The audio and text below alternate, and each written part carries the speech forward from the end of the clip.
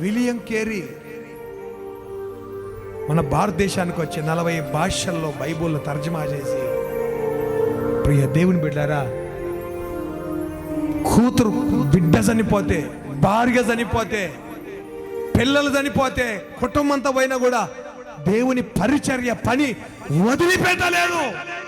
ఈరోజు బైబుల్ చదువుతున్నామంటే దేవుని మహాకృప. తర్జుమా చేశాడండి వచ్చి. ఎంత శ్రమ పడ్డారు తెలిసిన. భార్యను చనిపోయినా, పిల్లలు చనిపోయినా ఇంటికి వెళ్ళలేదండి. దేవుని పనిలో చూడండి, ఆ రాసి పెట్టిన బైబుల్ చదవలేకున్నాం. ఇన్ని భాషలు నేర్చుకొని ప్రియ దేవుని బిడ్డ స్వార్థ పరిచర్య. నిజంగా రాత్రి మగలు నిద్ర రాకూడదు మనం ఇవన్నీ తలుచుకుంటే.